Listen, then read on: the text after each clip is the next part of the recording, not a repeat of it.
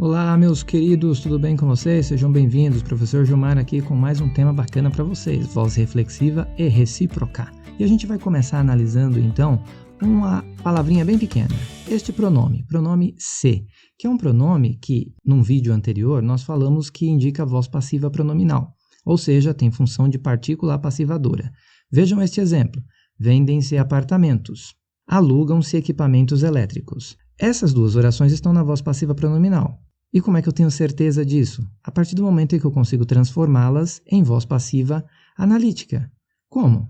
Da seguinte maneira: vendem-se apartamentos, apartamentos são vendidos. Alugam-se equipamentos elétricos são alugados. Dessa maneira, eu transformei a voz passiva pronominal em voz passiva analítica. Mas o pronome se não indicará apenas voz passiva pronominal, ele não será apenas uma partícula passivadora. Ele pode indicar outras vozes do verbo, como a voz reflexiva e a voz recíproca. Muito bem, vamos ver nesse primeiro momento a voz reflexiva. Esse termo reflexivo está ligado a essa noção de reflexo. Quando você se olha no espelho, o que você vê? O seu reflexo. Eu, por exemplo, vejo sempre uma pessoa linda, maravilhosa no espelho. Ai, meu Deus, que professor mais metido, viu? Pois bem, essa noção de reflexo vai ajudar a entender melhor essa ideia da voz reflexiva. Vamos ver o exemplo. A garota se queimou enquanto cozinhava. Aqui nós temos o nosso sujeito, que você consegue reconhecer facilmente, não? A garota, sujeito. E ela realiza uma ação. Qual é a ação? A ação de queimar, certo? Essa ação passa para outro ser? Não.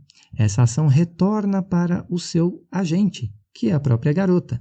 E nós percebemos isso através do pronome se, que é o pronome reflexivo aí, certo? Se significa a si mesma. A garota queimou a si mesma. Se, portanto, tem a função aí de objeto direto reflexivo. E se nós mudássemos o sujeito? Em vez de a garota, disséssemos eu.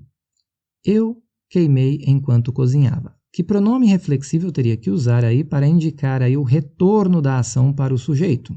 Me. Eu me queimei enquanto cozinhava.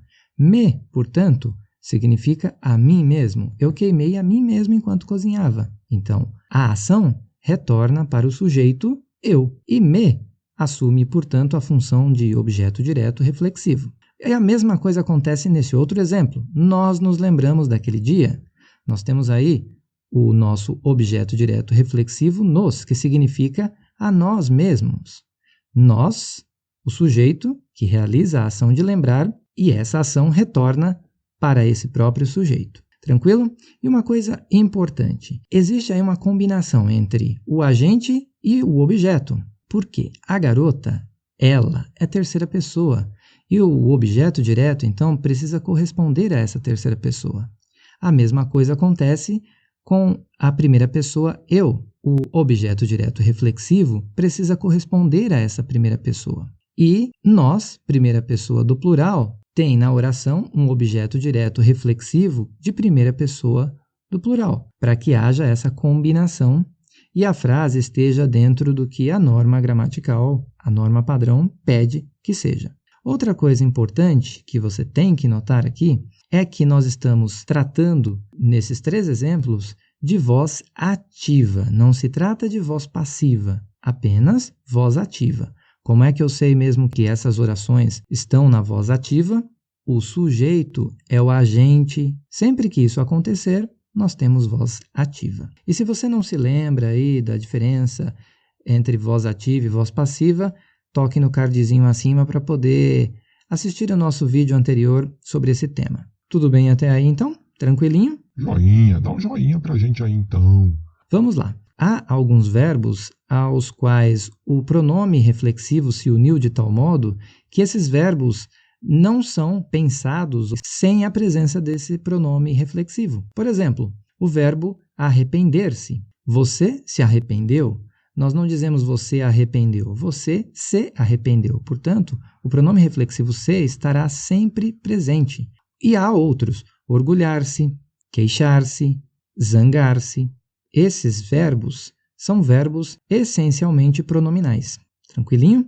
Então vamos adiante. E agora a nossa voz recíproca. A voz recíproca também vamos começar a analisá-la verificando o nosso pronome se. E aí nós temos na voz recíproca a ideia de reciprocidade. Então vejam este exemplo. Os alunos se ajudaram.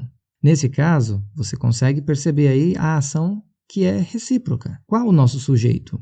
Os alunos. Tudo bem? Esse sujeito é um sujeito que está no plural. O seu núcleo é plural, alunos. A voz recíproca só será possível quando você tiver um sujeito no plural, ou quando você tiver um sujeito composto. Vejam aqui, Lilian e Roberto entreolharam-se. Também você percebe a ação recíproca aí, certo? Qual é o nosso sujeito? Lilian e Roberto. Portanto, você consegue verificar aí um sujeito composto. Quando estivermos falando de voz recíproca, esteja atento a isso. O sujeito ou será no plural, seu núcleo estará no plural, ou o sujeito será composto, com 2, 3 ou mais núcleos, certo? E aí você consegue perceber, então, o pronome se indicando reciprocidade. Outra coisa importante é que também estamos aqui falando de voz ativa, não é voz passiva. E como é que eu sei disso? Porque o sujeito corresponde ao agente, tudo bem? Vejam outros exemplos de voz recíproca. Nós nos entreolhamos. Aí você percebe, né, a ação de reciprocidade. Eles se cumprimentaram. Tranquilo? Fácil, fácil, fácil, não? Então, se você gostou, se você quer receber mais dicas de língua portuguesa, não deixe de se inscrever, compartilhe, indique para um amigo, curta aí e até a próxima. Bye, bye!